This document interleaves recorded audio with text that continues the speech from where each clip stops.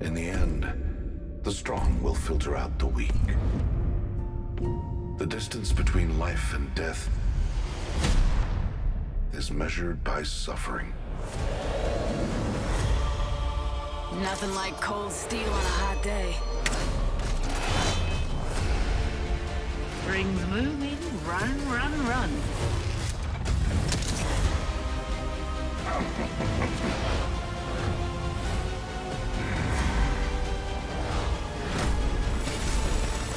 Death awaits.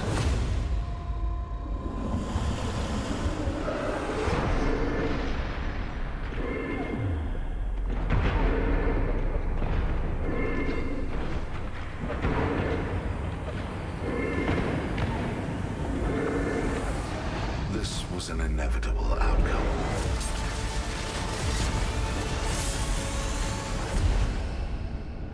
You believe you don't deserve to die. You overvalue your place in the world. Hey guys, Frosty here and welcome back to another video. Today I'm going to be talking about the upcoming Chaos Theory collection event, patch notes. I did just show you guys the trailer for it, which is what I played at the start. Just thought in case some of you guys haven't seen it. And it also shows you a couple of the skins, but I'm going to be running through the patch notes. We have quite a few really good changes which I am looking forward to getting next week. So the event will kick off on March 9th, 2021, which is next Tuesday, and will run for the usual 2 weeks until March the 23rd. So the big thing is the Nintendo Switch launch. This will be launching on March 9th with support for cross-platform play and all seasonal content, and players on the Switch will get 30 free levels for the Battle Pass and double XP for the first 2 weeks. And if you play the game between launch and the end of Season 8 on a Switch, you'll get a free legendary Pathfinder skin called Path. This actually will probably be a fairly rare skin. So yeah, Switch players log on before the end of Season 8 and you'll be getting a free skin for Pathfinder. The other big thing in the event is the Caustic Town Takeover.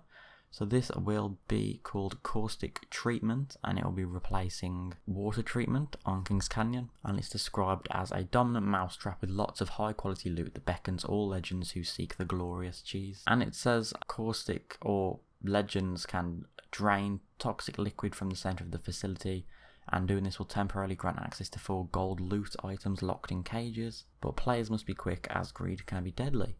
So it seems like there's going to be some really good loot there, but obviously a lot of gas and a lot of toxins, so that's going to be an interesting town takeover to play in. And it does say that Mirage Voyage has been removed from Kings Canyon for now, but it will be going somewhere else, I assume. Probably Olympus. We haven't had it on Olympus yet. The next thing is the LTM for the mode, or I suppose it's a takeover now. This is the Ring Fury Escalation Takeover. So this is going to be replacing regular duos or trios for the 2 weeks, as the events do now. And each round within the overall ring, you will have small pockets of the ring, if that makes sense. I don't know if I explained that well. So you've got the overall play space, and then there'll be smaller rings within that called ring flares. And if you get caught in a ring flare, you'll take damage equal to the damage dealt by the current round's ring. And there is a new item to help deal with these ring flares called heat shields, and you will start with a heat shield in your inventory on drop, and you can throw it down to avoid damage from the ring flares or the ring itself. And it says that it casts a protective dome, pouring the deadly effect of the ring over the barrier for a short time.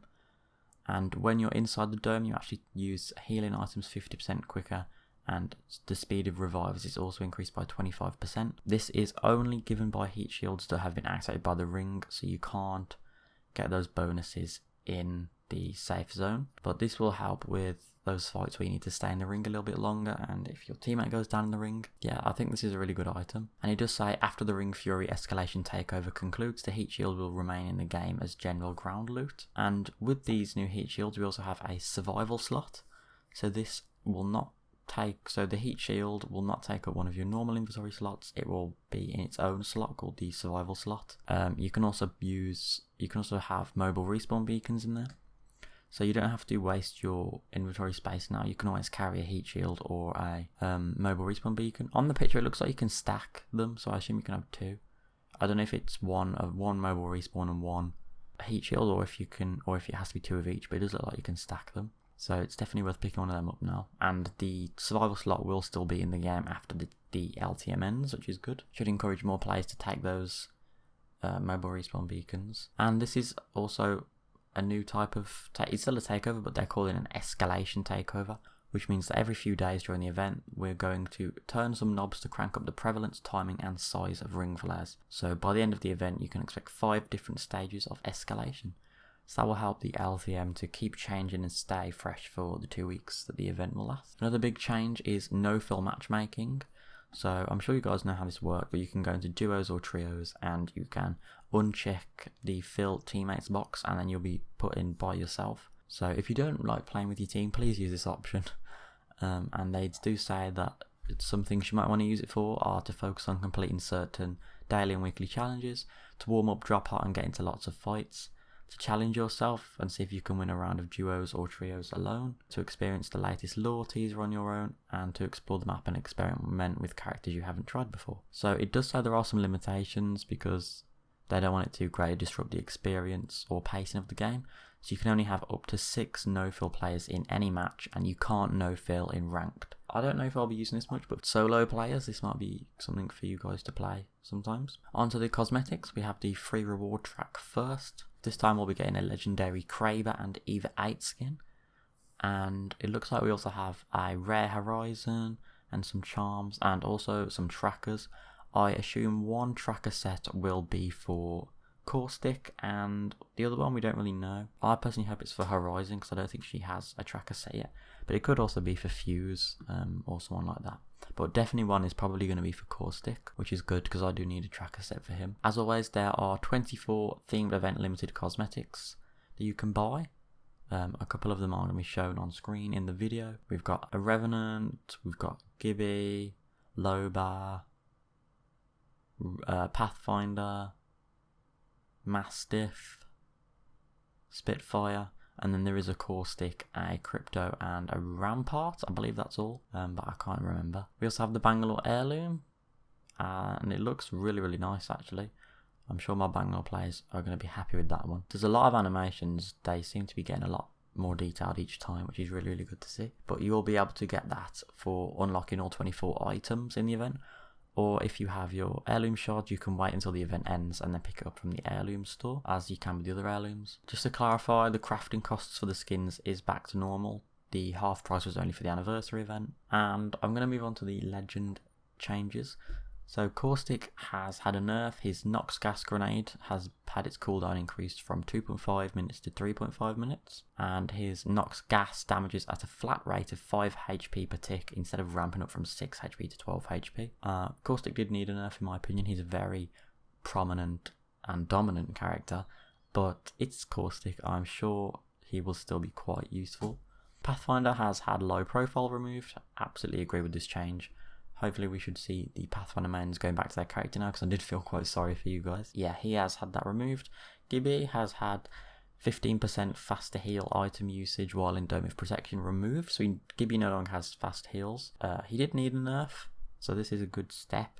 Personally, I thought they were meant to be adding bleed through on his gun shield, but I guess it didn't make the cut-off for this patch. But there is a small nerf to Gibby, which is a step in the right direction for sure. Horizon has had her black hole cooldown increased from 2 minutes to 3 minutes. I am a Horizon main, but I agree that she needed a little bit more of a nerf.